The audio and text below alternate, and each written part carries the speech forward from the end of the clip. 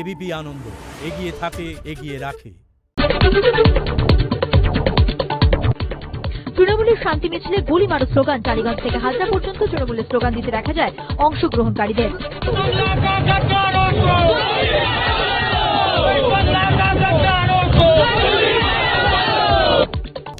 প্রাক্তন মুখ্যমন্ত্রীর letter head pen ছাপিয়ে রাখতে হবে। যদি জামানত বাঁচিয়ে নিতে পারেন তাহলেই অনেক ভালো হবে। আমি বলি এরা তিন ভাই, জগাই বোধাই গোধাই এবং আন্ডারস্ট্যান্ডিং করতে জুড়ি নাই। কারোর সাহায্যের দরকার নেই বিজেপির, পাল্টা মুকুল। শুভেন্দু অধিকারী সবার আগে অশান্ত খেজুরি কাঁথি। তৃণমূল বিজেপি সংঘর্ষ, 5টি জায়গায় হামলার অভিযোগ। বিজেপি কর্মীদের উপর হামলার অভিযোগ উঠেছে তৃণমূলের বিরুদ্ধে। পাল্টা লাঠি সোঁটা নিয়ে হামলাকারীদের দিকে তেড়ে যান বিজেপি কর্মীরা।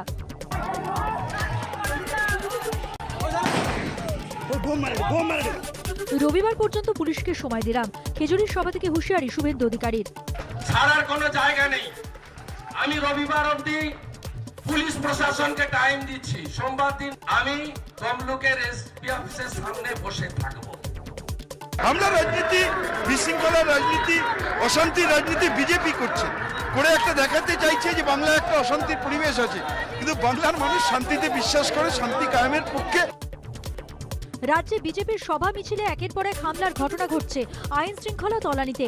এটাই প্রমাণ হচ্ছে রাজ্যে ভোটের পরিবেশ নেই। রাজ্যপালের হস্তক্ষেপ চেয়ে মন্তব্য মুকুল রায়ের। তৃণমূলের গোষ্ঠীদ্বন্দ্বে অগ্নিগর্ভ হয়ে উঠল দক্ষিণ দিনাজপুরের গঙ্গারামপুর। গুলিবিদ্ধ হয়ে মৃত্যু হল এক তৃণমূল কর্মীর। অসুস্থ হয়ে মৃত্যু হয়েছে এক তৃণমূল নেতারও। দলীয় কোন্দলের কথা অস্বীকার করেছেন ফিরহাদ হাকিম। ঘটনায় 4 জনকে গ্রেফতার করা হয়েছে বলে জানিয়েছেন পুলিশ সুপার। মালদার গাজলে ফের প্রকাশ্যে তৃণমূলের গোষ্ঠীদ্বন্দ্ব। যুব তৃণমূলের ব্লক সভাপতির বিরুদ্ধে তোলাবাজির অভিযোগে সরব হয়েছেন তৃণমূল নেতৃত্বের একাংশ। ভিত্তিহীন অভিযোগ বলে দাবি করেছেন অভিযুক্ত যুব তৃণমূল নেতা। ক্যানিংয়ে গতকাল তৃণমূলের গোষ্ঠী সংঘর্ষের পর আজও থমথমে গোটা এলাকা। চলছে পুলিশি টহলদারি। নাকা চেকিং চালিয়ে ঘটনাস্থল থেকে উদ্ধার একটি দেশি বন্দুক ও 5টি গুলির খোল। এখনও অব্যাহত শাসকের 2 শিবিরের চর্চা। ধৃত 8 জনকে মঙ্গলবার আলিপুর আদালতে তোলা হয়। দিলীপ ঘোষের সভার আগে উত্তপ্ত শিলিগুড়ি। পান বা গুটখার পিক ফেলে নোংরা করা হয়েছে দিলীপ ঘোষের ছবি দেওয়া ফ্লেক্স। বিক্ষোভ দেখালেন দলীয় কর্মীরা। ঘটনা নেপথ্যে তৃণমূলের দিকে বিজেপি আঙুল তুললেও তা মানতে চায়নি শাসক দল। খড়গপুরে লেনিনের মূর্তি উন্মোচন করলেন তৃণমূল বিধায়ক। একই অনুষ্ঠানে উপস্থিত বাম নেতারাও। ভোটমুখী বঙ্গে অন্যরকম ছবি। বিজেপির কটাক্ষ, ভোটের আগে বামেদের হাত ধরতে চাইছে তৃণমূল। রাজনীতির ঊর্ধ্বে উঠে কাজ করে তৃণমূল, মন্তব্য দলের বিধায়কের। প্রথম সারির করোনা যোদ্ধাদের ভ্যাকসিনে জনপ্রতিনিধিদের ভাগ বসানোর অভিযোগে বিদ্ধ এবার বিজেপি। গেরুয়া শিবিরের অস্বস্তি বাড়ালেন শিলভদ্র দত্ত। ক্ষমা চেয়েছেন ব্যারাকপুরের বিধায়ক। বিজেপি অনেক বড় বড় কথা বলে, পাল্টা কটাক্ষ ছুড়ে দিয়েছেন তৃণমূল নেতা উত্তম দাস। এবার ব্যারাকপুরে বিভূতিভূষণ বন্দ্যোপাধ্যায়ের বাড়ি এবং সংগ্রহশালা দেখতে গেলেন বিজেপি সাংসদ অর্জুন সিং। তার অভিযোগ, পুরসভার নির্মাণ কাজের জন্যই ঐতিহ্যপূর্ণ এই বাড়িটির ক্ষতি হলেও পুরসভা কোনো পদক্ষেপ নিচ্ছে না। এ ব্যাপারে পুরসভার কোনো প্রতিক্রিয়া মেলেনি। সহায়ক মূল্যে ধান কেনার দাবিতে পূর্ব বর্ধমানের আউশ গ্রামের বিল্ল গ্রামে সমবায় সমিতিতে কৃষক বিক্ষোভ। ম্যানেজার সহ কর্মীদের সমিতির অফিসে ঢুকে তালা ঝুলিয়ে দেন বিক্ষোভকারীরা। সমস্যার সমাধানের আশ্বাস বিডিওর। গতকালই নন্দীগ্রাম থেকে প্রার্থী হওয়ার কথা ঘোষণা করেছিলেন মমতা বন্দ্যোপাধ্যায়। তার পরের দিনই হাজরাকাটায় তার নামে লেখা হলো দেওয়াল। এই নিয়ে শুরু হয়েছে তৃণমূল বিজেপি চর্চা। চাঁচলে বিজেপি কর্মীর বাড়িতে তাজা বোমা উদ্ধারে চাঞ্চল্য। ভয় দেখাতে বোমা রেখে গিয়েছে তৃণমূল, দাবি বিজেপি কর্মী। অভিযোগ অস্বীকার তৃণমূল কংগ্রেসের। নন্দীগ্রামের তেখালিতে তৃণমূল কর্মীদের উপর হামলার অভিযোগ বিজেপির বিরুদ্ধে। আহত বেশ কয়েকজন ভর্তি হাসপাতালে। পাল্টা বিজেপি কর্মীদের বাড়ি ভাঙচুর, হলদিয়ায় এক বিজেপি নেতাকেও মারধরের অভিযোগ। 2 দলই পরস্পরের বিরুদ্ধে ওঠা অভিযোগ অস্বীকার করেছে। কাজ করতে দিচ্ছেন না তারকেশ্বরের বিদায়ী পুরপ্রধান তথা প্রশাসক। দলের জেলা সভাপতি ও বিধায়কের সামনেই ক্ষোভ উগড়ে দিলেন প্রশাসক মণ্ডলীর সদস্য তথা বিদায়ী উপপুরপ্রধান। প্রসঙ্গ এড়ালেন পুর প্রশাসক। কটাক্ষ করেছে বিজেপি। কর্মতীর্থ প্রকল্পের দোকানঘর বিতরণে স্বজন পোষণের অভিযোগ উঠল তৃণমূল পরিচালিত দেগঙ্গার চাকলা গ্রাম পঞ্চায়েতের বিরুদ্ধে। রাজ্যের শাসক দলকে নিশানা করেছে বিজেপি, পাল্টা জবাব দিয়েছে তৃণমূল। মাথা ভাঙায় নতুন ব্লক ও অঞ্চল কমিটি গঠন নিয়ে জেলা নেতৃত্বের বিরুদ্ধে তোপ দাগলেন তৃণমূলের শ্রমিক সংগঠনের নেতা আলিজার রহমান। অভিযোগ, দুর্নীতিগ্রস্তদের কমিটিতে জায়গা দেওয়া হয়েছে, গুরুত্ব দিতে নারাজ জেলা নেতৃত্ব। কটাক্ষ করেছে বিজেপি। এবার থেকে প্রতি বছর নেতাজির জন্মদিন পরাক্রম দিবস হিসেবে উদযাপিত হবে, ঘোষণা করল কেন্দ্র। প্রথম পরাক্রম দিবসের অনুষ্ঠানে কলকাতা আসছেন প্রধানমন্ত্রী। ওই দিনই 8.5 কিলোমিটার পথ হেঁটে দেশনায়ক দিবস উদযাপন করবে তৃণমূল। বাংলায় যে কেউ আসতে পারেন, সবাইকে স্বাগত জানাতে তৈরি বাংলা। মোদীর সম্ভাব্য সফর প্রসঙ্গে মন্তব্য Mamata Bandyopadhyay. The election year, so they can come, they can go for program. Bengal welcomes all the people, whoever it may come, except the Gundas and Dangabad.